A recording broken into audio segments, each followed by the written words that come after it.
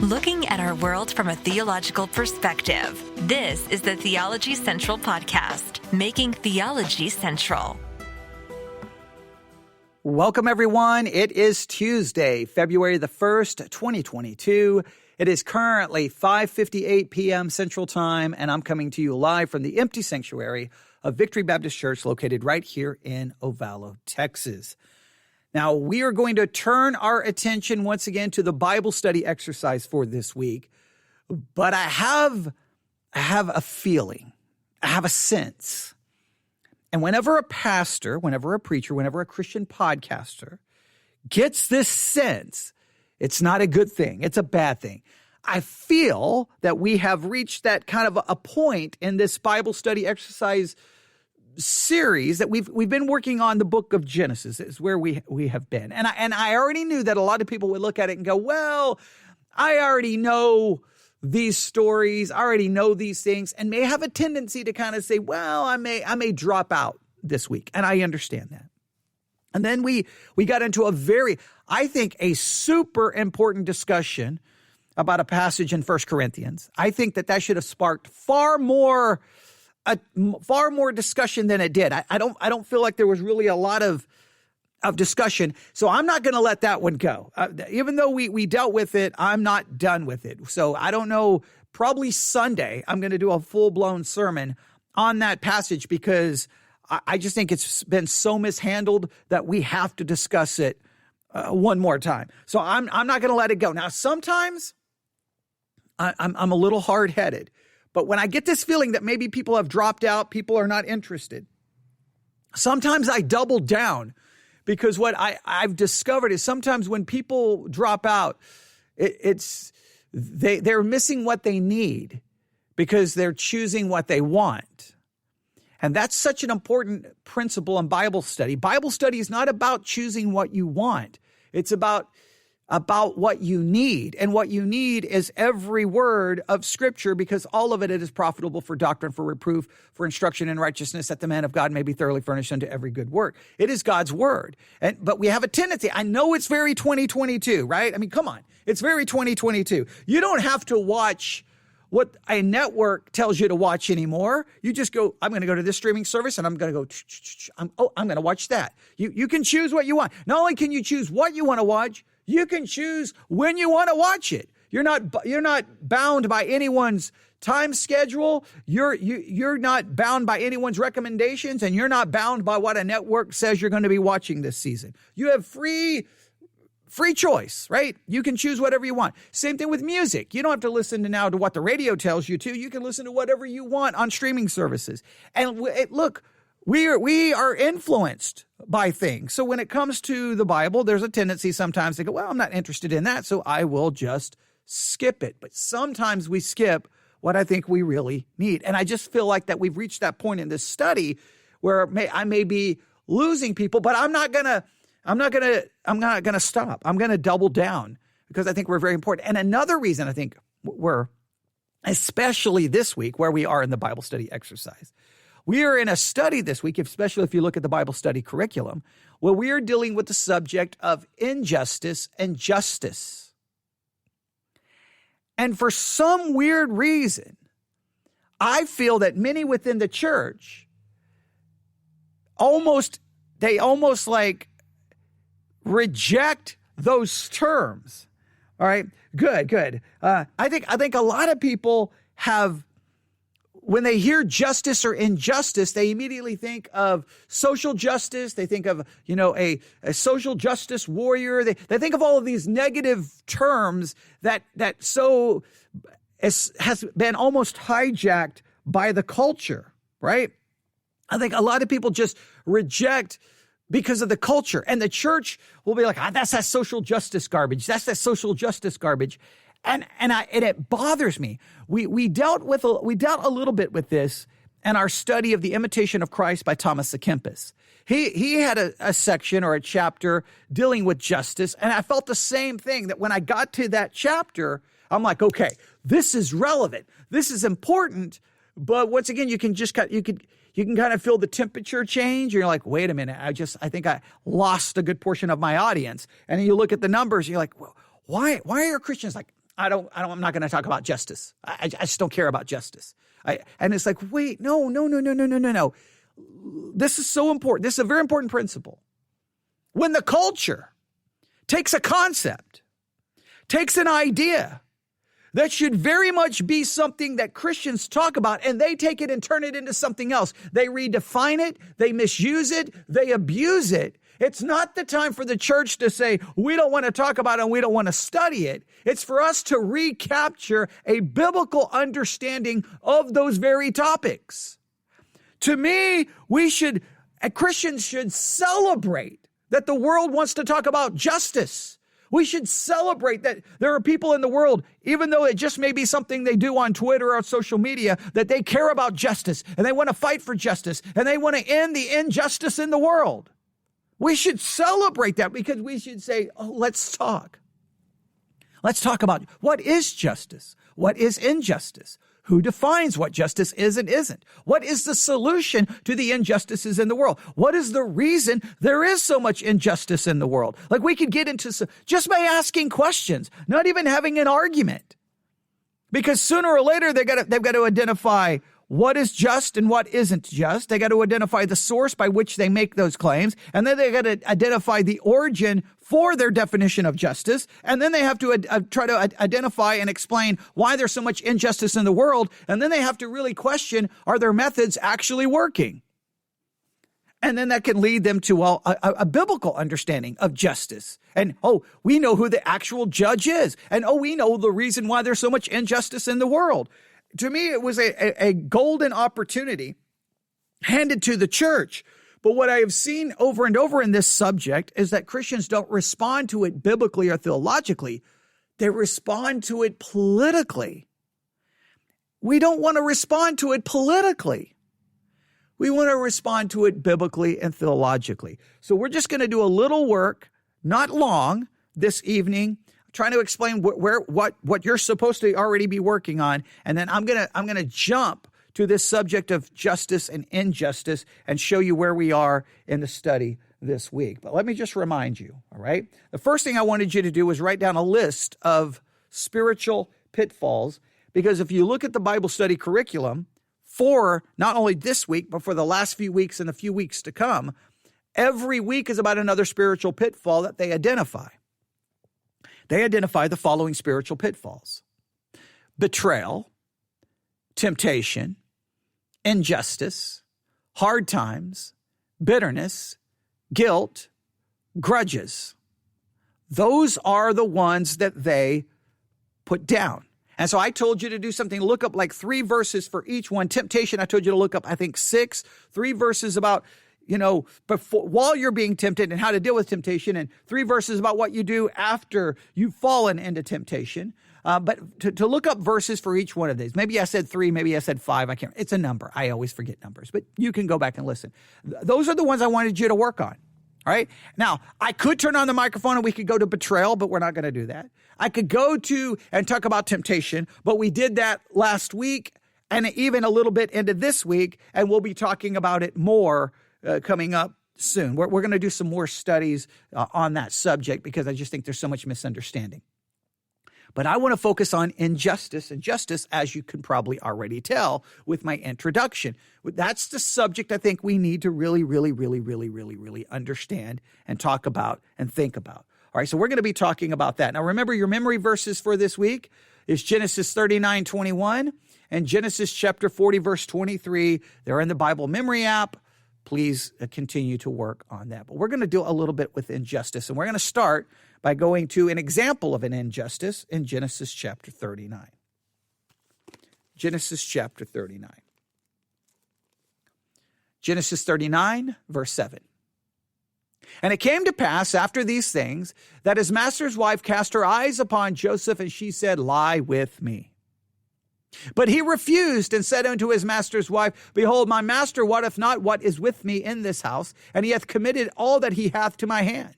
There is none greater in this house than I, neither hath he kept back anything from me but thee, because thou art his wife. How then can I do this great wickedness and sin against God? And it came to pass, as she spoke to Joseph day by day, that he hearkened not unto her to lie by her or to be with her. And it came to pass about this time that Joseph went into the house to do his business, and there was none of the men of the house there within. And she caught him by his garment, saying, Lie with me. And he left his garment in her hand and fled and got him out.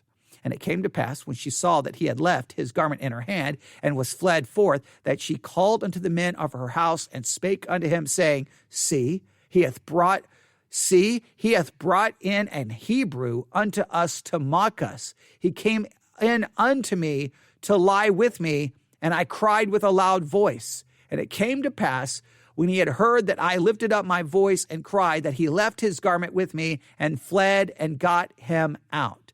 And she laid up his garment by her until her Lord came home. And she spake to him according to these words, saying, The Hebrew servant, which thou hast brought unto us, came in unto me to mock me. And it came to pass, as I lifted up my voice and cried out, that he left his garment with me and fled out. And it came to pass, when his master heard the words of his wife, which she spake unto him, saying, After the manner did thy servant to me, that his wrath was kindled. And Joseph's master took him and put him into the prison, a place where the king's prisoners were bound, and he was there in the prison. Now, I want you to just, again, I talked about this on Sunday, but I want you to just feel the emotion here. Here, Joseph obeys God. He resists temptation. He doesn't sin, and he is met with a false accusation, basically of an attempted rape. There's no other way to get around it. He is accused of that, and he is put into prison. That is an injustice. That is a horrible injustice. So here's what I want you to think about this evening, and maybe just moving forward through the rest of this week. I want you to think of two concepts. And you can write down on a piece of paper. You can write down the word. You can draw a line down the middle of the page, and on one side write down the word injustice, and on the other word write down justice. And I want you to write down some verses about how you should handle injustice when you are the victim of it. What would be the biblical answer to you experiencing injustice? Now, this is important. The culture says when we experience an injustice, we must rise up and do whatever it may be. What does the Bible say we do? And I really want you to really think this through. What does the Bible tell you to do? The Bible, not what you think, not what you feel, not what the people in your church say, not what people in your family say. What would the Bible tell you to do when you face an injustice? And I'm not saying this in any way just to be silly or foolish, but does the Bible call you to protest, boycott, burn buildings down, disobey rules? What does the Bible tell you to do when you face, and I want you to have the most biblical answer you can have. When you are met with an injustice, what are you basically called to do? Now, immediately people will go, well, here's some situations where an unjust thing was occurring and they disobeyed. Okay. First, identify exactly what it was and exactly what they did. And then you can't just extrapolate from that you can do whatever you want. That would be, here's a specific situation. But in most cases, what does the Bible seem to say to do when you face an injustice? What seems to be the biblical model of how to handle an injustice? So I want you to think about I want you to think about what you do. On this side of injustice, at the very first, I just want you to write down verses that would seem to give you a direction and how to handle an injustice, because you're going to experience an injustice in your life. Trust me, you're going to experience in some way, shape, or form. Right now, sometimes you may be partially guilty, and you make your mistake, no question about it. but then how there's another part of it where there's some clearly messed up and unjust things that go along with it. How do you handle that? How do you handle that? I think in that situation, you just focus on your wrong and don't focus on the injustice and just accept responsibility and just move on. I think that's all you can do. Repent, accept responsibility, and move on if you have anything to do there. But we could have a whole discussion about that. But I think typically, what does the Bible seem to say how to handle the injustice? How do you handle it? I talked about this on Sunday. I think first you have to acknowledge God is working in it somehow. And at the whole story of Joseph, you have to have a God awareness that God somehow is sovereign over the situation and the injustices you're facing. Somehow God is involved. So then you have to immediately go, wait a minute. Instead of immediately fighting it or trying to get out of it or resisting it, maybe I've got to see what I'm supposed to do in the midst of it. But that you can figure it out yourself. I just want you to, because it's just, I'll just be blunt here. And I know this offends a lot of Christians and they get mad at me, but it just shows you how much our church, how much Christianity has been so politically hijacked in 2022. A lot of issues surrounding, let's say, COVID restrictions, those things, many people feel that they're unjust. It's unjust. And then their solutions have, in many cases, to me, not been so biblical. They've been more fleshly, more worldly, more political. The one thing we know is that whatever we face with injustice, we have to respond in a biblical way. What would the Bible tell you to do when you are met with injustice? We know this. We know we're supposed to love our enemy. We know we're supposed to turn the other cheek. We're supposed to bless those who persecute us. We know we're not supposed to seek vengeance. We know that we are to overcome evil with good. Those are all Bible verses. You can go to Romans 12 and the Sermon on the Mount. You can put all of those together, and I think you're going to start getting a pretty good list. I want you to really have that. You need the toolkit, because it's almost like, okay, we've got a winter storm coming this way. And if anyone, I know a lot of people listening aren't from Texas, but those of us who live in Texas right now, the big joke going around is, oh no, it's going to happen again. Because last year we got hit with this weird, bizarre, I don't know how long it lasted, cold stretch, and everyone lost power, everyone lost water, and we felt like it was the end of the world. So everyone's like, right now, everyone's like in panic here, like, oh, wait, cold weather is coming. What do we do? What do we do? And everybody's running to the grocery store and buying everything because we're afraid. Everybody wants to be prepared. Well, here's what you need to be prepared for for this episode, for this study. Injustice. It's going to happen to you. You may not be accused of rape and put into prison, but some kind of wrong. Someone's going to do something to you. Someone's going to mess you over in some way, shape, or form. It may be in your family. It may be at your job. It's going to be, yes, as Twyla said, a whole week we had no power for a week. That's insane. That's crazy. Like that's yeah. I'm already starting to get nervous, and I'm going to start hyperventilating. I can't go a week without power. What in the world? Okay, it cannot happen. It cannot happen. Okay, we will see. We will see if we survive the winter apocalypse of 2022. We'll see. But back to this. But injustice is going to happen to you. I mean, that's just a fact of life. It's going to happen. And the reason as Christians we know there's going to be injustice is because we know we live in a fallen world and everyone is sinners. And guess what sinners do? They do things that aren't just. We do injustice. We perfected it. It's a part of our sinful nature. All right? So you need verses that would tell you and give you a basic biblical outline. I want you to give a basic biblical outline of how to handle injustice. And I want you to and if you have other Christians to talk to, say, well, here's what I think kind of like is the key verses on how to handle injustice. How to handle injustice. All right? There you go. All right? So I want you to find verses that would really indicate how to handle injustice. Then I just want you to think long and hard. I just want you to meditate on this.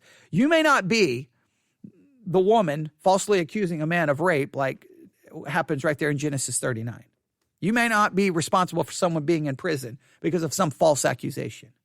But I want you to really, really think about the last time in a significant way or what you may feel is an insignificant way, that you really did not act in a just way. Now, you may not be able to do this first because we're going to move over to the other side of the page in a minute and talk about justice. But I want you to just really try to go, man, that really was kind of an unjust way of acting. I didn't really handle that in a just way. I want you to identify that. I want you to create a kind of an outline of how to handle injustice when it occurs to you. But I want you to identify how you've carried yourself out in an unjust way. How you, in a sense, you were the ones victimizing other people with injustice. It's always quick. We're quick at picking up when other people, it's almost like we have a built-in, a built-in detector. It's like beep, beep, beep, beep, beep, beep, beep, beep. Injustice is happening to me. Beep, beep, beep, beep, beep. Injustice is happening to me. Beep, beep, beep, beep, beep. But we're not so good. That detector doesn't work when we are imposing injustice on someone else. It can be, and again, sometimes we'll think of injustice only as something as severe as accusing someone. That happens in Genesis 39. It could be something smaller. I mean, there's some massive injustices going on from Genesis 37 to the end of the chapter. I think we can all agree, right? His brothers want to kill him. They sell him into slavery. There's some serious injustices occurring. We got to take some time to look at our injustices, the ones that we've carried out. Now, I don't want you to sit there and beat yourself up over it and just be broken by it, but I want you to at least to just go, yeah. I want you to see it. I want you to at least acknowledge it. Because if you can detect it when you're involved in it, right? I think it goes a long way of just, I think that exercise will be beneficial to you. I think it'll be beneficial to you. All right. So verses that kind of tell you how to handle it when injustice is occurring. Just find a couple. And I want to see them. I want to see them. All right. Because I'm just curious what people are going to come up with, right? And then just want you to identify an injustice that you've carried out. The most recent one you can think of. Even if it's not something significant, it may be something small. Maybe something you don't, the smaller ones are really the best ones to identify. Because if you're sensitive to the smaller ways which you've acted in an unjust way, if you're sensitive to the smaller ways, then you will be obviously devastated by the bigger ways of which you've acted in an unjust way. So learn to be as sensitive as you can to the smaller ways. So then you'll be devastated by the larger way. Maybe the way you've done something to your children or your spouse or anything. All right? Then on the other side, justice. The other side, just right. So the one side, injustice, verses that kind of tell you how to handle injustice when it's occurring to you. Then identify something you've done in an unjust way, the most recent, no matter how insignificant you may feel that it is. And then I want you to start thinking about the term justice. I know it's used all kinds of crazy ways in our culture, but it's something we need to talk about. And what I'm going to do is I'm going to identify, or I'm going to help you define justice by turning to a Bible dictionary. Here, that's what I'm going to do. All right, here we go. I have here in front of me the New Illustrated Bible Dictionary. Justice. I want you to really understand this. Here we go. The practice of what is right and just. Justice or judgment in the KJV specifies what is right, not only as measured by a code of law, but also by what makes for right relationships, as well as harmony and peace. The English term justice has a strong legal flavor, but the concept of justice in the Bible goes beyond the law courts to everyday life.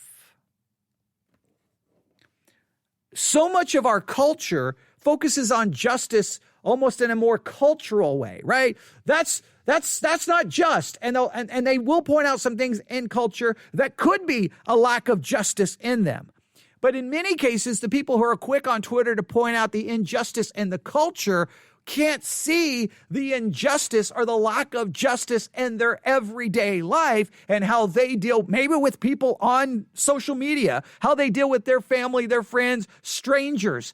They don't see it in themselves. That's why I want you to identify injustice in yourself. Because when we start talking about justice, I want you to learn to see justice as an everyday thing. It's an everyday thing.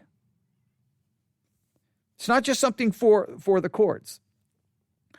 They go on to say this: the Bible speaks of doing justice. And they point to Psalm 82:3. Psalm 82:3. So I'm going to grab my Bible here. Psalm 82:3. I don't know where the Bible that I typically, there it is. Like, where's the Bible I teach from? Okay, here we go. I'm like, I can find things quicker in that Bible. All right, Psalm 82:3. All right, here we go. 82:3. Now listen to this. I'm going to start in verse 1.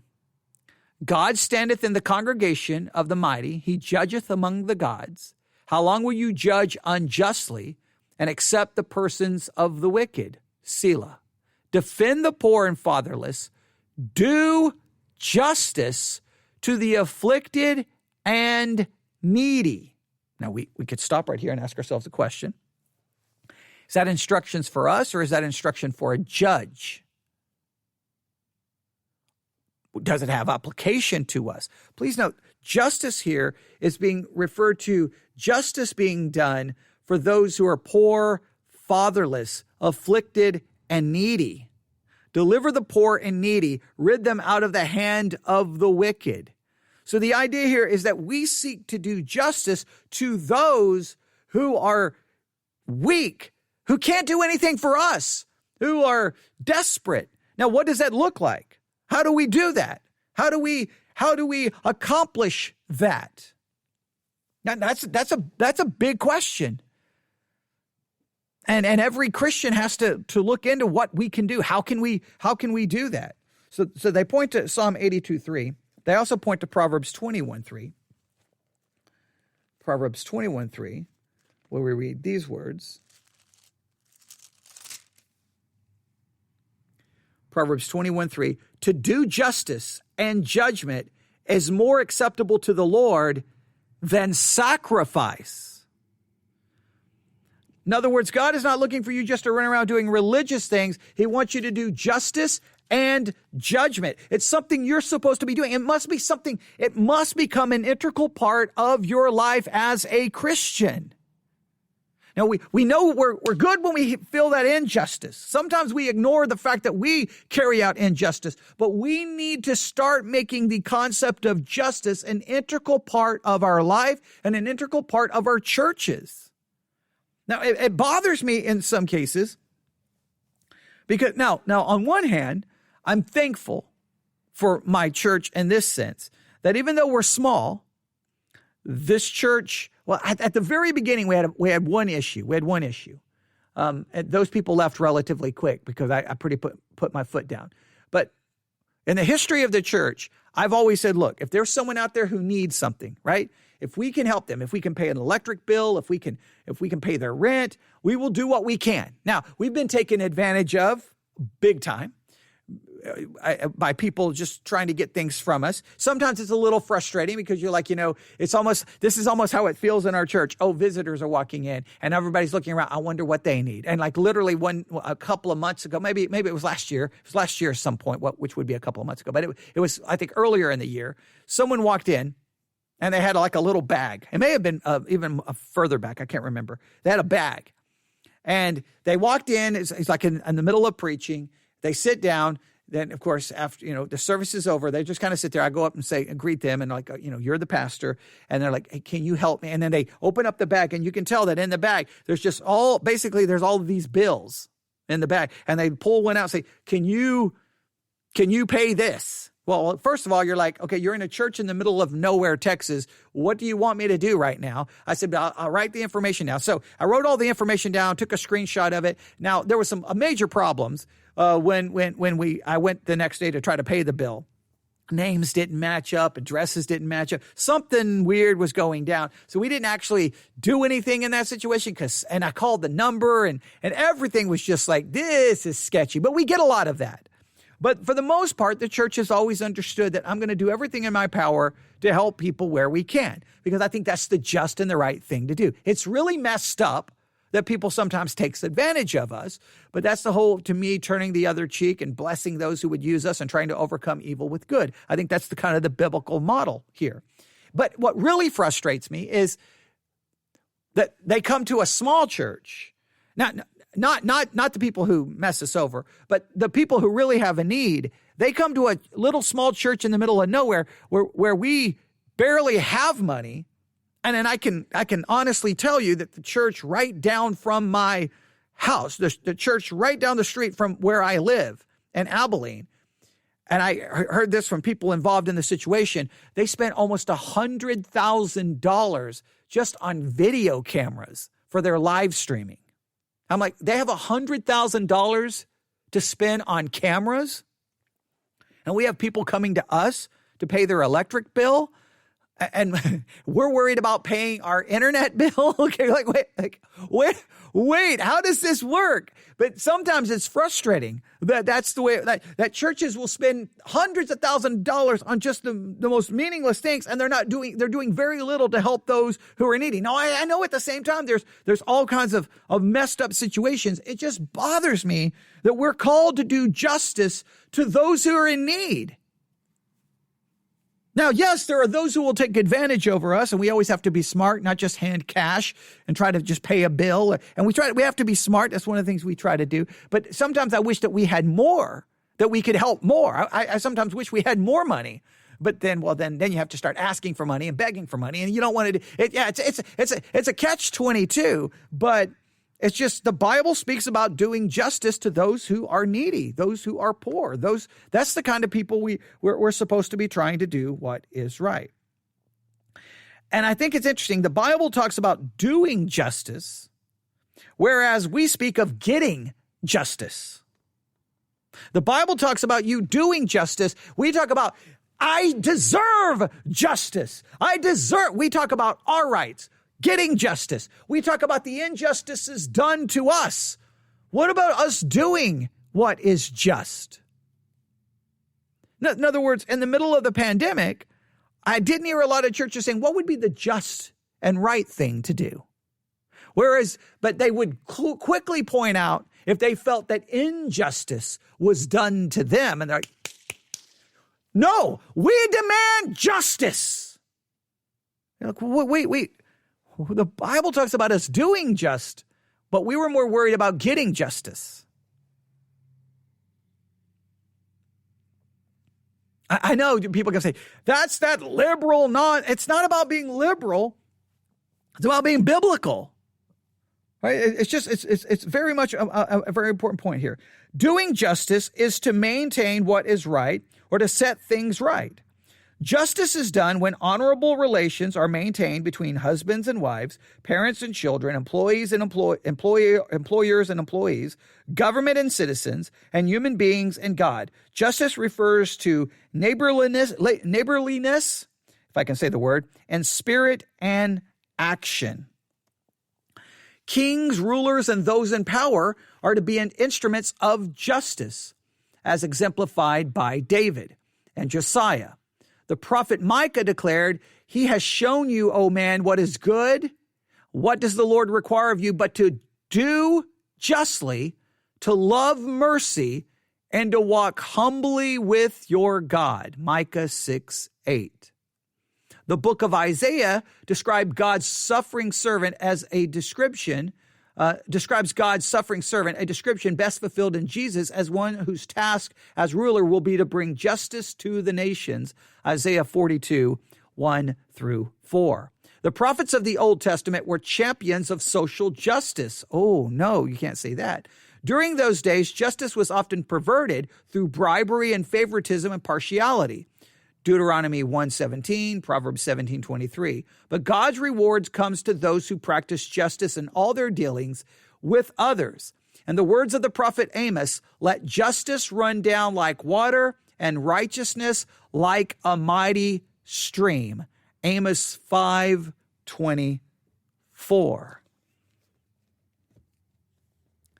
I want you to consider how important and I want you to consider how important justice is to how you live out your Christian life. As a Christian life, justice should be a major part of it. What does that look like? I'm going to look at some scriptures really quick. Just so that I can give you some scriptures to consider. All right? I'm going to look at these in a couple of versions here. The first one I'm going to go to is Proverbs, since I'm already there. I think we've already looked at this one.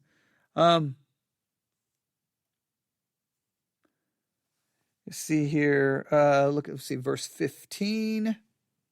Yes, Proverbs 21:15. It is joy to the just to do judgment, but destruction shall be to the workers of iniquity. It is a joy to the just, in a sense, to do justice. It is a joy to the just to do justice. When justice is done, they celebrate in it. They rejoice in it. Amos 5:24.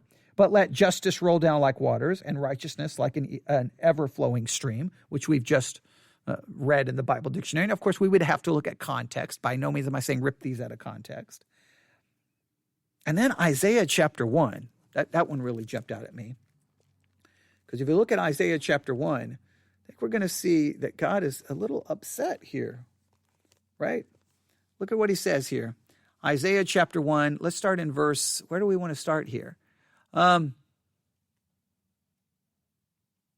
Let's just start in verse 2. Isaiah chapter 1, verse 2. Hear, O heavens, and give ear, O earth, for the Lord hath spoken. I have nourished and brought up children, and they have rebelled against me. The ox knoweth his owner, and the ass his master's crib, but Israel doth not know, my people doth not consider. A sinful nation, a people laden with iniquities, a seed of evildoers, children that are corrupters. They have forsaken the Lord. They have provoked the Holy One of Israel unto anger. They are gone away backward. Why should you be stricken any more? You will revolt more and more. The whole head is sick and the whole heart faint. From the sole of the foot even unto the head, there is no soundness in it, but wounds and bruises and putrefying sores. They have not been closed, neither bound up, neither mollified with ointment. Your country is desolate. Your cities are burned with fire. Your land, strangers devour it in your presence, and it is desolate as overthrown by strangers. And the daughters of Zion is left a cottage and a vineyard, as a lodge in the garden of cucumbers, as a besieged city. Except the Lord of hosts have left unto us a very small remnant. We should have been as Sodom. We should have been like unto Gomorrah. This is some horrible stuff, some really bad situations. Look at verse 10. Hear the word of the Lord, ye rulers of Sodom. Give ear unto the law of our God, ye people of Gomorrah. He's referring to the leaders of Israel as the rulers of Sodom, and he's referring to the people as the people of Gomorrah. To what purpose is the multitude of your sacrifices unto me, saith the Lord? I am full of the burnt offerings of rams and of the fat of fed beasts, and I delight not in the blood of bullocks and of lambs or of goats. No matter how ungodly they were, they kept with their religious pretense. They kept with their little robe of self-righteousness by doing their religious actions. Well, Christians, we may come to church week after week. We may do Bible studies. We may read our Bible. We may listen to Christian podcasts. We may pray. But what does it mean beyond that? When you come to appear before me, who hath required this at your hand to tread my courts?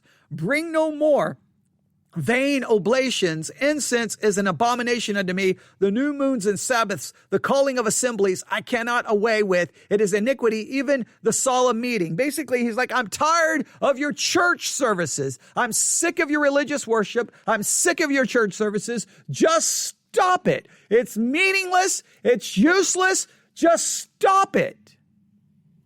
Those are strong words. Your new moon and your appointed feast my soul hateth. They are a trouble unto me. I am weary to bear them. And when you spread forth your hands, I will hide mine eyes from you. Yea, when you make many prayers, I will not hear you. Your hands are full of blood. Hey, when you pray, stop praying. Stop praying. I'm tired of your prayers. I'm tired of your sacrifices. I'm tired of your church services. Wash you, make you clean, put away the evil of your doings from before mine eyes, cease the Lord. And listen, learn to do well, seek judgment.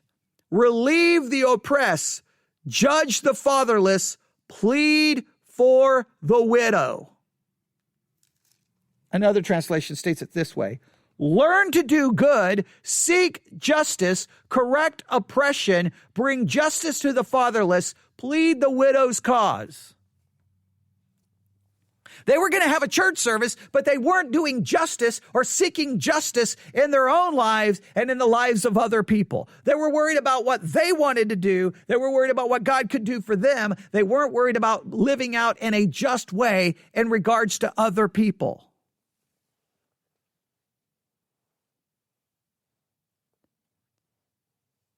I hate to say it, but I think so much of the church in 2021, 2022, really, I think so much of the church, if we could go all the way back to 2015, I still think that's a massive turning point in the history of Christianity in the United States of America. We became so politicized. We see people as our political enemy. We call them names. We mock them. We post our little memes. We're rude. We're disrespectful. We're ungodly. We're hateful. And instead of seeking justice and trying to handle ourselves in a biblical way. We want our rights. We want justice. We don't want to be the ones who give justice. We want to see what we can do. Like in the pandemic, more people were more worried about what we want to do than what could possibly be right or beneficial or helpful to others who are in need. It's like churches were like, we have to have another church service. We don't care about anybody else. Now, I'm not saying church services aren't important, but church service is supposed to be the thing where we grow spiritually, where we're sensitive and we care about other people and we want to seek justice and good and to help people and to help those who are needy and help those who may be suffering.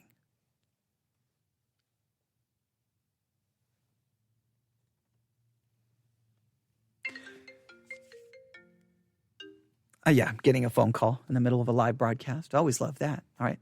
Micah 6:8. I was getting ready to try to mute the microphone, but I already had the iPad in my hand, but it'll probably pop back up here in a second. Micah 6:8. He has told you, O man, what is good and what does the Lord require of you, but to do justice and to love kindness and to walk humbly with your God. He has told you, oh man, what is good and what does the Lord require of you, but to do justice and to love kindness and to walk humbly with your God. That has to be a part of our Christian lives.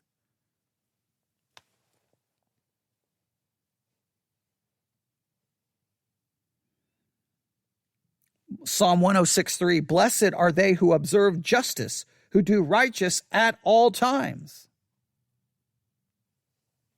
I'm not going to read anymore. I want you to find out verses about justice. So here's what I want you to do. I want you to write verses that talk about how to handle injustice. Because the first thing we see in Genesis is, we see injustice here. Or the first thing we saw in the text that we read tonight, in Genesis 39, we see Joseph. He's being lied about. He's being falsely accused, and he ends up in prison. He ends up in prison. And then when he gets in prison, he gets forgotten, even after he helps people. But he tries to do justice to those around him. He will try to do justice to his brothers when they show up in Egypt starving. He tries to do justice. But I want you to just think about I want you to have a toolkit of verses about how to handle injustice, because it's coming. I'm telling you, it's coming. Someone's going to mess you over. It's coming, man. If it's not happening right now, maybe it's already happened this week. It's coming soon. It's going to happen. All right? How do we handle it? And I want you to identify how you've been unjust to someone, major or small way. I want you to really, really think about that. All right? Right? And if you need to look up some more definitions of justice, work on the word a little bit more so that you get a good idea of it. But then I want you to think of justice. I want you to try to identify exactly what it is. See if you can identify. I want you to find some verses that really speak. Find some, 5 or 6 verses that really speak about justice. Really speak about it. And I just want you to think and look for the very next opportunity where you can demonstrate the concept of justice. Anyway, I don't want you to have to, I don't want you to broadcast it. Say, all right, everyone, like if you're in the Discord group, hey, 5 minutes ago, I showed justice to my kid. I don't want you to have to brag about it, okay? But I want you to just look for an opportunity where you can seek to do what is just and right for someone. Somewhere around, somewhere, you're going to find it. Just be, Lord, give me an opportunity to do justice today. Well, how can I demonstrate justice today? In my family, maybe it's someone somewhere. How can you demonstrate justice to someone in some way, shape, or form? Someone around you, someone in your family, someone in your church, someone who may even live 1,000 miles from you, wherever the case may be. What can you do today to show you? Every day, seek to do to carry out some action of justice, even if it's small. Again, I want you to see, I want you to feel the weight of injustice in small ways, and I want you to look, because sometimes we think of only a big way, but I want you to know how to carry out justice even in what would be considered the smallest ways. There you have it. Justice is a biblical concept. It's not just a political thing. It's not a cultural thing. It's a biblical concept. The world has hijacked it. The world has abused it. The world has misused it. The world doesn't even quite understand what they're even talking about. We're the ones who's supposed to be talking about it. And so many times an issue will come up. This is what drives me crazy. You just name an issue in culture, right? And you can listen to people in your church talk about it, and there'll be did you see the news and this happened? And you just listen. And you know what I don't hear sometimes? Mercy, justice, goodness. I hear politics.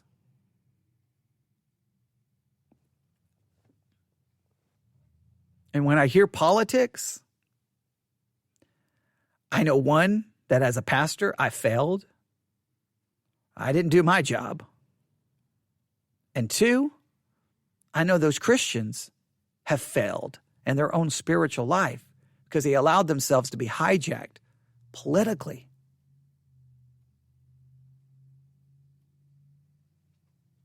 Just because it's your favorite politician saying something in a cool way at a rally that you think is, look at that. Is it just? Is it merciful? Is it humble? Is it godly? I don't care how much you like them. I don't care how much you like their politics. I don't care how much you like their policies. From a Christian perspective, is it just? Is it right? Is it humble? Is it merciful? Is it gracious? I'm not saying there's never a time to call out a wrong view. Obviously, you know I will do that. But we can't forget these other very important biblical concepts.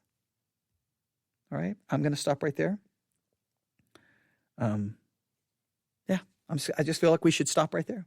I wanted to at least just do a little work this week on this justice concept. You can look at the Bible study curriculum and see what they have to say in regards to it. But I think if you'll just work on justice and injustice, and you go read the story in Genesis 39, you're going to see injustice. Boom. Here's what I think. You're going to see the reality of injustice. Joseph, we just saw it tonight. He's falsely accused of rape, and he ends up in prison. Then you're going to see how he acts in prison, and then you're going to see once again, make sure you understand this. You may do right, you may do justice, and all you may ever receive in return is injustice. That doesn't excuse you to throw out justice to respond in an unjust way. When we are met with injustice, we always respond with justice. When we are met with evil, we are to overcome it with good. That's literally Bible. We need to develop a different mindset. All right. I'll stop right there. You can email me. I know every time I say I stop, then I have something else to say. The reason I'm really struggling tonight is because I know when I walk out of this building here in the next few minutes, even though I'm ready to go home, I know that I'm going to feel bad because I'm going to be sitting at home tomorrow going, well, it's Wednesday and I can't go to church. And it's Thursday and I can't go to church. And then I know I'm going to be thinking like, well, what can I do? What can I do? What can I do? But hopefully I've done something the last 2 hours to benefit everyone and give you much to think about. All right. Everyone have a great week. Continue to work on everything that I've given you. I know I've given you a lot to do. And as always, please talk about it in the Discord channel. Thank you, Twyla, for your encouragement, saying that you haven't given up on the study this week. That's good. I just know that this is not the go-to topic. I know. Let's talk about justice. Like I know I can announce, hey, next Sunday night, we're going to do a sermon on justice. And people will be like, I think I just came down with COVID variant. I don't want to be at church, right? I think that's what would happen, because it's not the topic that we feel like that's some liberal thing. It's almost like some churches and Christians feel like that's just some liberal, that's not. And it's like, no, that's Bible. It's Bible. Don't let the culture steal away from us what is biblical. Don't let that happen. All right. So, and I understand that. I mean, it's not the most exciting topic. I understand that. But sometimes what's not exciting is what's needed, because sometimes we need that can be very practical. And I've done a lot of unjust things in my life. I know that. And all I can do now, I can't fix the injustices of the past. I can acknowledge, confess, and repent. And all I can do now is hope to walk in a way that's just, that's humble, and that's merciful in the sight of an all-holy God moving forward. I will always fall short, but I am thankful that God is merciful and gracious to me. All right, we'll end there. Everyone have a great night. God bless.